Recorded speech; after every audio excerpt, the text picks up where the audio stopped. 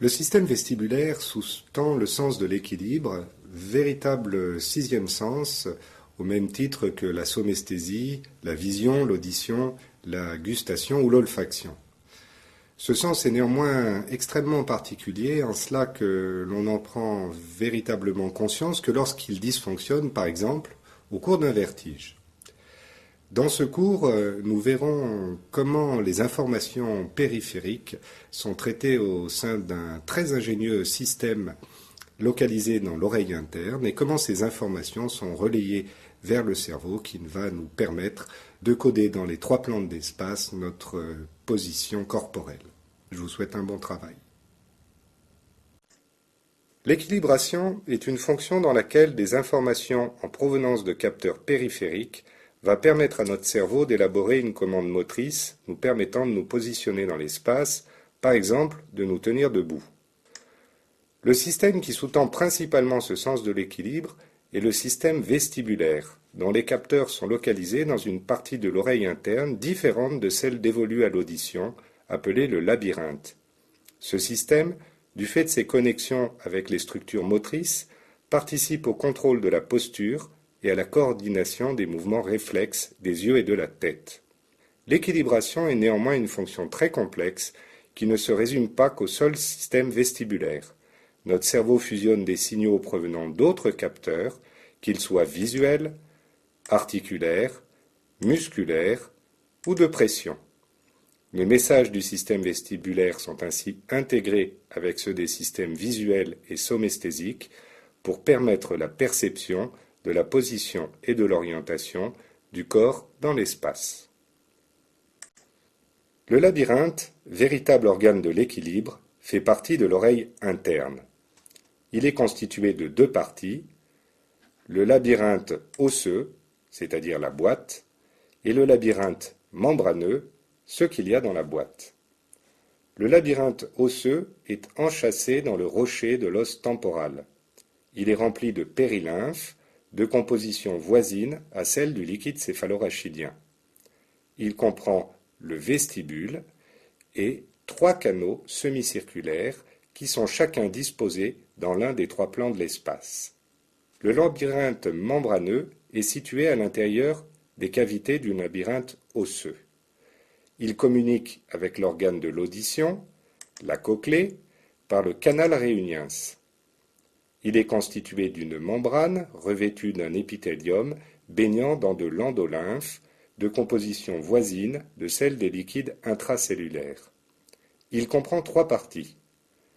Le sac et le canal endolymphatique qui alimentent le labyrinthe en endolymphe. Les organes autolytiques que sont l'utricule horizontalement disposé et le sacule verticalement disposé, tous deux logés dans le vestibule.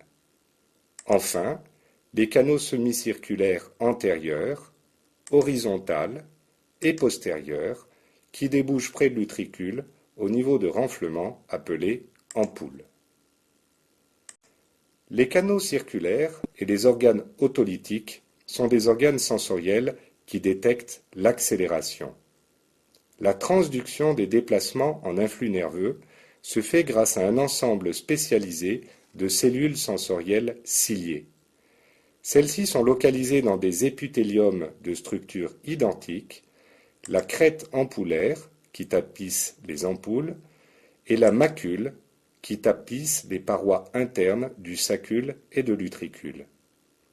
Ces cellules ciliées sont munies à leur pôle apical d'une touffe composée de plusieurs dizaines de stéréocils, regroupés par ordre de taille croissant vers le stéréocyle le plus long, encore appelé kinocyle. Ces touffes ont une orientation spécifique, chaque cellule ayant un axe de polarité par rapport au kinocyle. Cette polarisation permet aux cellules ciliées de répondre différemment selon la direction d'inclinaison des cils. À leur pôle basal, ces cellules ciliées font synapse avec les neurones ganglionnaires bipolaires qui relayeront l'information vestibulaire vers les noyaux vestibulaires du tronc cérébral. Au niveau de la crête ampoulaire, les signes baignent dans une masse gélatineuse, la cupule, qui obstrue la cavité de l'ampoule et forme une barrière flexible que ne peut franchir le flux de l'endolymphe au sein des canaux semi-circulaires. Les cils des cellules ciliées maculaires pénètrent eux aussi dans une substance gélatineuse, la membrane autolytique, recouverte de cristaux de carbonate de calcium, les otolithes, encore appelés otoconies. Cette organisation des épithéliums vestibulaires, des canaux semi-circulaires et des organes otolithiques permet de rendre compte des mouvements de la tête dans différentes directions. La perception des accélérations angulaires ou rotations est assurée par les canaux semi-circulaires, par exemple lorsqu'une personne tourne sur elle-même. Les canaux semi-circulaires droit et gauche sont disposés en miroir par rapport au plan médio-sagittal selon 3 plans perpendiculaires. Les récepteurs, c'est-à-dire les crêtes ampoulaires, peuvent ainsi répondre aux accélérations angulaires s'exprimant sous forme de tangage, roulis ou lacets. Leur mode opératoire est réciproque, à savoir que lorsque les récepteurs d'un canal semi-circulaire donné sont excités, ceux du canal semi-circulaire contralatéral, coplanaire, sont inhibés. Schématiquement, le fonctionnement de ce système peut être résumé comme suit. Lors d'une rotation de la tête, le liquide endolymphatique, du fait de son inertie, a tendance à rester fixe, tandis que le canal semi-circulaire tourne autour de lui. C'est le même phénomène qui se passe quand on fait tourner rapidement une assiette. Celle-ci tourne sans entraîner le liquide, qui reste fixe. Il se crée donc un déplacement de liquide dans le canal, ce qui a pour effet de déformer la cupule et de fléchir les stéréociles. Selon que la déflexion des stéréociles se fera vers les stéréociles les plus longs, et donc le kinocyle, ou les plus courts, les cellules ciliées seront dépolarisées ou hyperpolarisées, entraînant ainsi soit une augmentation de la fréquence des décharges des fibres vestibulaires, soit sa diminution. La combinaison des réponses activatrices et inhibitrices des canaux pendant un mouvement de la tête produit ainsi un ensemble de signaux nerveux qui arrivent aux noyaux centraux et qui représentent parfaitement le vecteur de mouvement dans l'espace physique. Les accélérations linéaires ou translations sont perçues par les organes otolithiques. Un exemple d'accélération linéaire que nous subissons en permanence est la gravité terrestre. Lors d'une déviation de la tête de sa position de repos, les otoconies glissent sur la membrane otolithique et produisent une force de cisaillement sur les cellules réceptrices maculaires qui la transforment en message nerveux. On peut se représenter le fonctionnement de ce système en pensant à un passager debout dans un bus qui se tient à une poignée. Lors de la marche normale ou à l'arrêt, il tient debout sans problème, il ne tire donc pas sur la poignée qui reste verticale. Lors d'une accélération, il est entraîné vers l'arrière, il se retient à la poignée qui est donc inclinée vers l'arrière. Le même mécanisme se produit lors d'un freinage. Les cils des cellules ciliées maculaires sont sollicités de la même façon par les otoconies et les cellules ciliées émettent un signal nerveux en fonction du sens et de l'importance de la courbure de leurs cils. La masse de la membrane otolithique par rapport à l'endolymphe qui l'entoure fait que le déplacement des cils, lesté par les otoconies, s'effectuera de façon transitoire ou phasique lors d'accélérations linéaires, mais de façon continue ou tonique lors d'une inclinaison de la tête. Dans un cas comme dans l'autre, certaines populations cellulaires pourront, du fait de leur polarité, être stimulées ou au contraire inhibées. Les neurones ganglionnaires bipolaires ont leur corps cellulaire localisé dans le ganglion de Scarpa. Les fibres vont former un faisceau commun avec celle issue de la cochlée pour constituer le nerf cochléo-vestibulaire ou 8e nerf crânien et gagner les noyaux vestibulaires du tronc cérébral localisés dans le bulbe. Les noyaux vestibulaires se connectent aux noyaux oculomoteurs, à la moelle épinière, au thalamus, au cervelet et aux noyaux vestibulaires contralatéraux. Aucune afférence vestibulaire primaire ne traverse la ligne médiane. De par ces connexions, le système vestibulaire va renseigner le corps sur les aspects dynamiques et statiques du mouvement. Les aspects dynamiques du mouvement sont traités par les canaux semi-circulaires. C'est par exemple le cas de la coordination des mouvements de la tête et des yeux, qui est l'une des fonctions essentielles du système vestibulaire. Un réflexe particulier, le réflexe vestibulo-oculaire, a pour fonction d'induire des mouvements oculaires qui contrebalancent les mouvements de la tête et permettent ainsi de garder le regard fixé sur un point particulier. Ce réflexe met en jeu les connexions des noyaux vestibulaires supérieurs et médians sur les noyaux oculomoteurs du 3 et du 6 qui contrôlent les muscles des globes oculaires droit interne et droit externe, respectivement. Lors d'une rotation de la tête sur la droite, par exemple, l'activité du canal semi-circulaire droit va être augmentée, entraînant une augmentation de la fréquence de décharge des fibres vestibulaires.